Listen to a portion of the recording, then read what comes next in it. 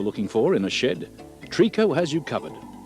Whether it's a place to lock away garden tools, or your children's bicycles, or a pet, just a quiet workplace, or an extra space for that special hobby. And they're easy to assemble in corrosion-resistant Zinc-Alume 2 or Colorbond. Trico Garden Sheds. Everything you ever wanted in a garden shed.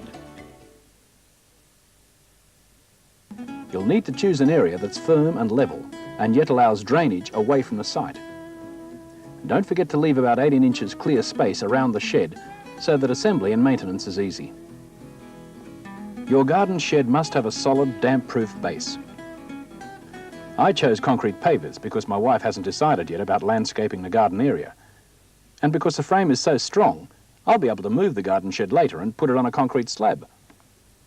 To prevent dampness entering the foundation, it's best to place a heavy-duty polythene sheet under all the pavers or the whole slab.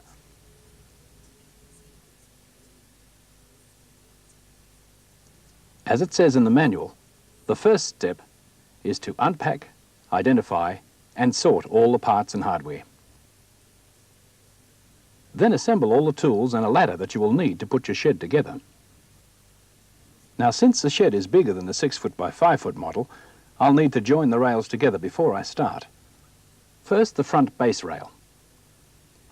After checking the model number on the box the shed came in and looking in the manual, I found that the total length of the front base rail for my shed is 2.305 metres. So I overlap the two pieces until I have the right length, and the holes line up nicely. The entry and exit ramps go on now too, and are joined using the self-tapping screws.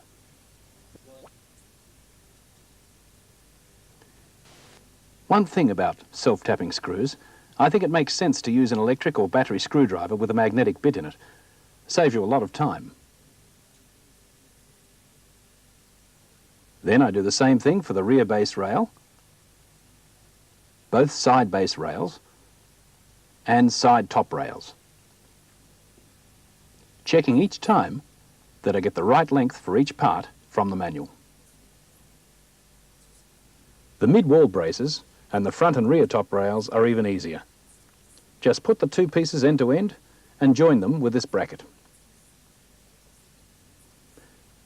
While we are assembling the front and rear top rails, it's a good time to put the gables on as well.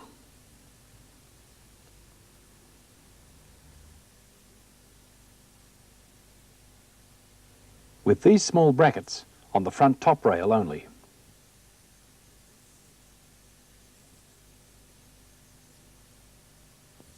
The last pieces we need to join are the roof beams. There are two long and two short ones. You lay a long and a short piece end to end, then lay the other two pieces on top to double the thickness. Then bolt them all together using the nuts and bolts. All the parts are now ready.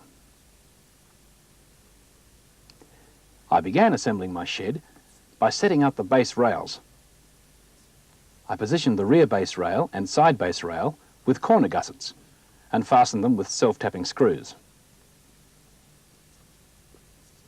The front base rail doesn't require corner gussets. Just crimp it in and it's secured to the side rails at the shed corners with self-tapping screws using the pre-punched holes. And then I attached the Zs. Now for the corner panels. Use both hands to bend the four corner panels to a full 90 degrees. That looks right. Here, as you can see, I'm going to screw the front corner panels to the Zs and the side rails. Notice how I've attached the short side of the panels to the side rails. And now the rear corner panels to the rear and side rails. Again, short side to the side rails. Now it's onto the door glides. You hold the door track so that the open edge faces down. Place the stem of the wheel into the door glide and slide the two pieces into the door track with the wheel facing the back. There are 4 glides in total. You put 2 in from each end. Now fasten the door track to the top of the front corner. Now we fasten the rear top rail to the top of the corner panels. and attach the side top rails to the top of the corner panels. Before you fasten them, make sure the side top rails actually sit on top of the front and rear top rails. Now everything's starting to take shape. Now we do the rear mid-wall brace between the back corners for added strength and stability. Now for the remaining mid-wall braces. You fasten the side ones between the front and rear corners with gussets. Then secure the front mid-wall braces on either side of the doorway. Now the door jambs. Screw the door jambs, one each side of the entry ramp, to the door track at the top, the mid-wall brace, and to the Zs at the bottom. What's my next job? Ah, the wall panels. I can screw them to the top rails, the mid-wall braces, and the base rails.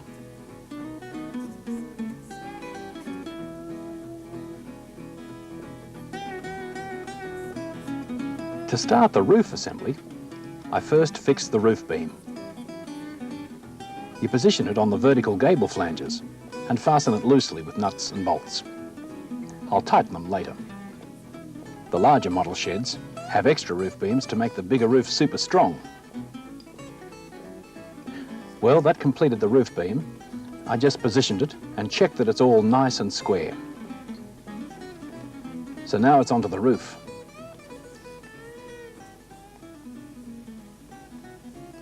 I positioned the roof end panels over the gables section and line up the holes to fasten them with bolts and nuts.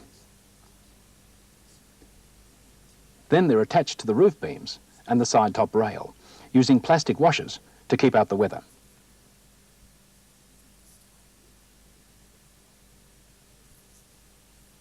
And this is a time to tighten the nuts on the gables.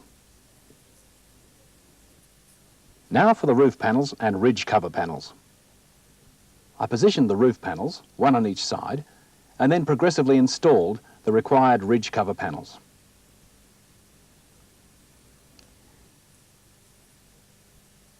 Then I attached the lengths of roof edge trims over the edge of the roof panels.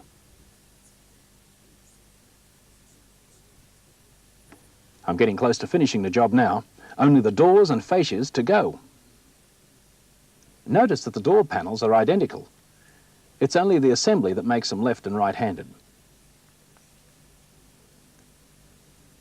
Now for the top door braces, fasten through the mid-holes only. Then fasten the door braces and the plastic door spacers, 2 for each panel, to the bottom of each door panel. Then you position the bottom of the door in the channel and attach the top to the 2 door glides. And you repeat this for the other door. Now fasten the door handles to the door panels with nuts and bolts. Before you go any further, slide the doors closed to see that they meet squarely. Now you insert the narrow top flange of the door fascia between the door track and the gables. Press firmly until the flange is forced in and fasten it to the door track with self-tapping screws. I'll give it a final check for squareness. I found the easiest way to ensure that the base frame is square is by checking that the diagonals are equal. Ah, that looks pretty good. Now we can look at anchoring the shed. Having carefully positioned the shed on its base, we use a 6.5mm carbide bit to drill into the foundation, which fits comfortably with a 6.5mm Dynabolt. And don't forget to use flush-fitting bolts on the door base rail.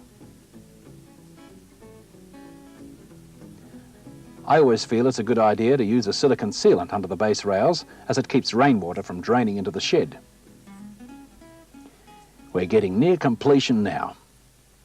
So it's time to check all the screws, nuts and bolts are tight. Well, that looks nearly it. The last job is to put on the lock and lock up my new Trico garden shed so that it becomes childproof. If you follow the instructions in the manual, as I did, no problems. Neil said it was so simple and looked so good, he's bought one for himself.